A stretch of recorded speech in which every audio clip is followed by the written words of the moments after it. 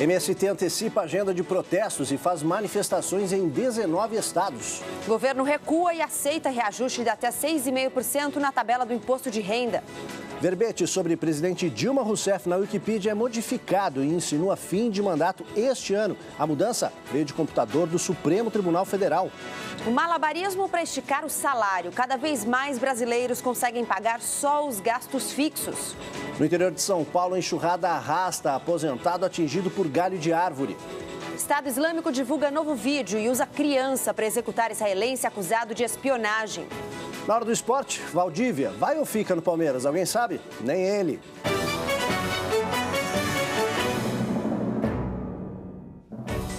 Olá, boa tarde. Boa tarde.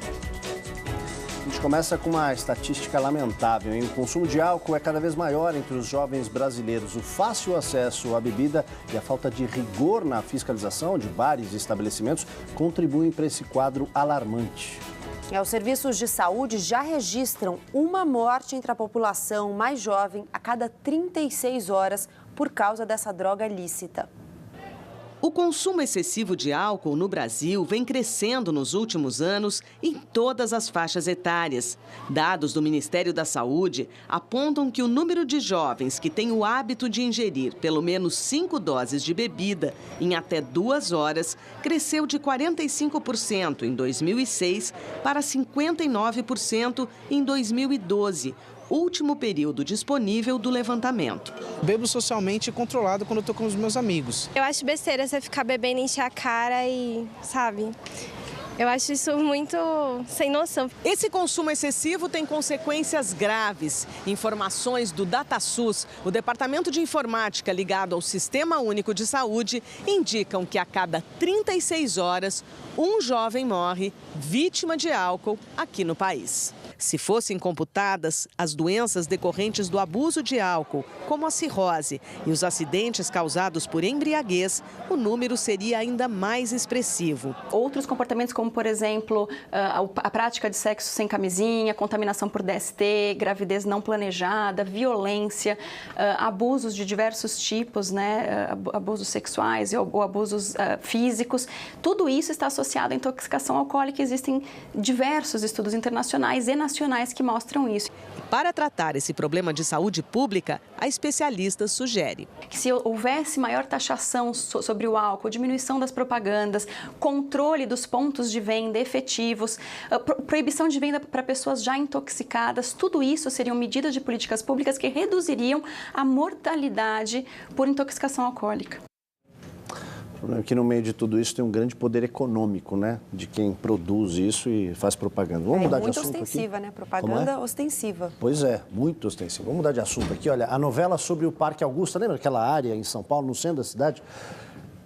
Alguns querem um parque, outros querem um prédio. Ganhou mais um capítulo. Uma questão técnica pode mudar mais uma vez o destino do terreno que fica ali no centro da cidade. Repórter Laís Duarte tem as informações. Boa tarde, Laís. Boa tarde, Aldo. Boa tarde a todos. O Ministério Público Estadual investiga se a aprovação da construção dos 4 prédios aqui nessa área conhecida como Parque Augusta aconteceu com a participação irregular do vereador Adilson Amadeu, do PTB. Para um vereador ser conselheiro, ele precisa da aprovação da Câmara dos Vereadores, o que não aconteceu em 2013, quando o projeto foi votado. Adilson Amadeu já era parte do Compresp desde 2010 e foi mantido no cargo de forma automática. A Promotoria do Patrimônio Público já investiga supostos problemas no projeto de construção dos edifícios na área aqui entre a Rua Augusta e a Caio Prado, bem no centro de São Paulo, e deve apurar se as reuniões do Compresp ocorreram de acordo com as regras. O vereador Amadeu se defende, dizendo que o projeto foi aprovado com 9 votos a favor. Descontando o voto dele, o resultado ainda se manteria. A aprovação seria mantida. Nessa tarde, o promotor Silvio Antônio Marques vai se reunir com a imprensa para explicar mais detalhes sobre essa investigação. Aldo. Obrigado, Laís. O que a promotoria argumenta, apesar dessa contagem do vereador, é que a votação toda seria nula por causa da participação dele nesse conselho sem aprovação da Câmara Municipal. Olha, mesmo com a chuva, tem chovido aqui no Sudeste, a ordem é economizar água, viu? E os alunos do Senai criaram um dispositivo de plástico que, quando acoplado na torneira, diminui pela metade a vazão de água. A repórter Lilian Coelho está na Avenida Paulista, onde esses kits estão sendo distribuídos gratuitamente. Boa tarde, Lilian. Boa tarde, Aldo. Boa tarde a todos. Olha, parece que a população realmente aderiu à campanha, porque ela seria encerrada na última segunda-feira e foi prorrogada até o dia 24 de março. E os kits são esses aqui que a Efigênia está segurando. Cada kit, olha, tem 4 monitores aí para colocar nas torneiras, 4 dispositivos, e a meta é distribuir 1 milhão desses kits para colocar, portanto, em 4 milhões de torneiras. E o objetivo é justamente reduzir a vazão de água em 50%, como a gente está vendo aí, uma medida simples que diminui o desperdício e também a conta no final do mês. A forma de colocar esses kits que também estão explicadas aí. O jeito de explicar é muito fácil, está aí no panfleto e é super simples de colocar. Esses kits, só lembrando, estão sendo distribuídos gratuitamente aqui na frente do prédio da Fiesp, que é a Avenida Paulista 1313. Eu volto com vocês. Obrigado, Lilian, pelas informações. Gabriela. Falar de tecnologia. Quem tem smartphone coleciona aplicativos. E entre os mais úteis estão os de mobilidade, bem importantes para quem vive em metrópoles. Tanta correria para ficar parado. E não é por pouco tempo. Cada paulistano fica em média 2 horas e 40 minutos no trânsito. Luiz Carlos é um deles. Ganhou 1 hora depois de usar aplicativo com as linhas de ônibus e melhores rotas na cidade. Ele é integrado em redes sociais, então você consegue, através do posicionamento das outras pessoas que estão utilizando, saber a velocidade de cada pista, saber se tem um acidente, se tem algum problema, uma obra. A capital paulista tem hoje mais de 11 milhões de habitantes e mais de 5 milhões e 400 mil veículos. Muita gente e muitos carros para apenas 17 mil quilômetros de ruas pavimentadas. Para economizar tempo onde falta espaço, só mesmo com a ajuda da tecnologia. O Waze cria caminhos alternativos para o motorista fugir dos congestionamentos.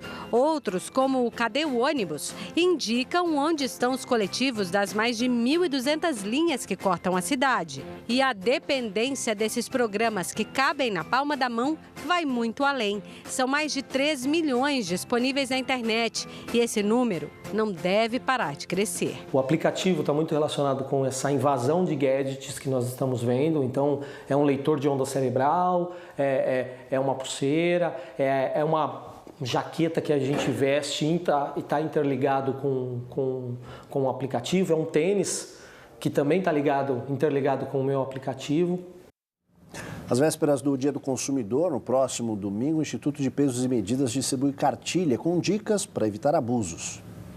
Até sexta-feira, o IPEM São Paulo distribui cartilhas educativas como esta, com orientações para o consumidor. A distribuição está sendo feita de graça aqui no Poupa Tempo da Sé. E é sobre este assunto que eu converso agora com o Luciano Oliveira, que é ouvidor do IPEM. Luciano, quais são as dicas da cartilha? Olha, as dicas, elas são a respeito se o produto está certificado, se o produto tem o selo do Inmetro, se ele segue as normas estabelecidas pelo mercado de consumo. Essa cartilha ela está disponível pelo site do IPEM, que é www.ipem.sp.gov.br, ou a pessoa pode entrar em contato pelo nosso telefone ligação gratuita, o 0800, como falei, 0800 013 0522, ou através de e-mail, ouvidoria@ipem.sp.gov.br. Uma pesquisa comprova que o brasileiro já tem sentido no bolso. Cada vez sobra menos dinheiro no fim do mês. Para a grande maioria das pessoas, o salário só é suficiente para os gastos essenciais. E olhe lá. A pergunta é simples. O que você faz com o salário depois de pagar as despesas essenciais? Não faz mais nada, né? Infelizmente. Não sobra nada. Cada vez mais gente tem a resposta na ponta da língua. Não sobra dinheiro. Segundo um levantamento da consultoria Nielsen, é cada vez maior a parcela das pessoas que dizem que o orçamento só cobre as despesas básicas do mês. O número saltou de 12% para 17%. A média global é 13%. Para o brasileiro, o que sobra depois de pagar água, luz, telefone e aluguel é destinado para o pagamento de dívidas. E programas com a família, roupas novas e viagens estão no fim da lista. Para este educador financeiro, com o aumento da inflação e um cenário nada promissor na economia, só tem um jeito de esticar o salário. Que é simplesmente gastar menos do que você ganha. Agora, para você ter certeza de que você está no caminho correto, é preciso ter realmente um orçamento. Se você está gastando com alguma coisa tola, né, e poderia mudar, e aonde está faltando dinheiro e que seria importante ter recursos. Equipes de busca encontraram agora pela manhã o corpo do aposentado arrastado pela correnteza formada pela forte chuva que atingiu Sorocaba, no interior de São Paulo, ontem. As imagens impressionam. O cinegrafista amador flagrou o momento em que Benedito Generoso Prestes Neto, de 75 anos, tentava se segurar no carro cercado pela água. Ele foi atingido por um galho e desapareceu. O corpo foi encontrado a 500 metros do local. Em 1 hora, Sorocaba recebeu a chuva esperada para 10 dias. A chuva também causa estragos no Amazonas. 65 mil pessoas em 11 cidades sofrem com as cheias. O pior cenário fica em Boca do Acre, a mais de 1.000 quilômetros da capital, Manaus. Lá, 3.200 alunos da rede estadual estão sem aula. E a Defesa Civil estuda decretar estado de calamidade pública nos próximos dias. A previsão é que a água só volte a baixar no meio do ano.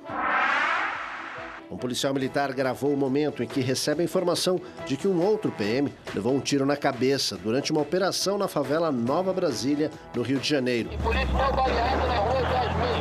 Nas imagens ainda é possível ver moradores e até crianças no meio do tiroteio. O policial atingido está internado em estado grave.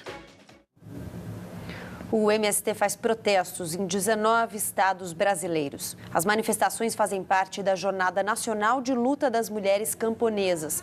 Grupos organizados interromperam o tráfego em estradas e invadiram fazendas, empresas, agências bancárias e prédios públicos em estados como Rio de Janeiro, Alagoas, Rio Grande do Sul, Minas Gerais e São Paulo. O grupo dedicou as reivindicações do mês de março para lutar pela reforma agrária, pelo direito dos trabalhadores, pela reforma política e pelo fim da violência contra a mulher. Na sexta-feira, o MST e centrais sindicais prometem ações em 24 capitais em defesa da Petrobras e dos direitos humanos. Em Brasília, um grupo do MTST, o Movimento dos Trabalhadores Sem Teto, tentou invadir o Ministério da Fazenda, mas foi impedido por seguranças. A gente vai para as notícias internacionais. O grupo radical Estado Islâmico divulga um novo vídeo que mostra uma criança executando um refém. A vítima é um israelense de origem árabe acusado pelos terroristas de ser espião. Mohammad Massalan, de 19 anos, foi acusado de ser agente do Mossad, o serviço secreto israelense. No vídeo, ele aparece de uniforme laranja. Quem faz a execução é um garoto apresentado como um filhote do califado. O exército iraquiano lançou novas ofensivas contra o Estado Islâmico e reconquistou pontos estratégicos. O presidente Nicolás Maduro pede que o parlamento da Venezuela lhe conceda poderes para governar por decreto como forma de reagir às sanções americanas. O presidente venezuelano disse que vai defender a pátria e afastar o imperialismo e ordenou que o exército realize exercícios militares defensivos no fim de semana. Obras do metrô de Londres revelam um cemitério com 3.000 esqueletos. O local foi usado como cova nos séculos XVI e XVII, durante a epidemia de peste negra. A obra foi interrompida e uma equipe de 60 arqueólogos fará escavações no local pelas próximas 4 semanas. 4 anos depois, o Japão faz homenagens às vítimas do terremoto seguido de tsunami que devastou a região de Fukushima. Até hoje, autoridades ainda tentam descontaminar toda a área atingida por radiação que vazou da usina nuclear. Parte da cidade segue abandonada e a população que deixou a região após o desastre ainda resiste em voltar para casa. Olha só que trapalhada. A Irlanda legaliza sem querer o êxtase e outras drogas sintéticas por 24 horas. O governo convocou uma sessão de emergência para reverter essa medida. Tudo por uma questão técnica. A justiça do país derrubou uma lei de 1977 que proibia várias drogas. A proibição de uma delas não havia sido discutida pelo Senado, que tornaria a lei inconstitucional. Com isso, a corte liberou todas as outras drogas listadas no texto: êxtase, ketamina, benzodiazepínicos e novas substâncias psicoativas chamadas de smart drugs. O governo convocou uma sessão de emergência para que os senadores aprovem um texto proibindo novamente as drogas liberadas. Confusão.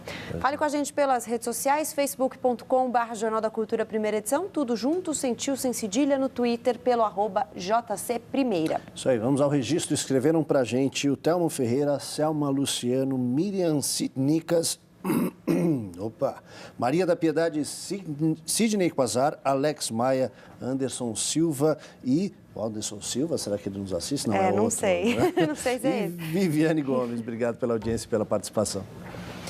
A seguir, o governo recua e aceita reajuste maior na tabela do imposto de renda.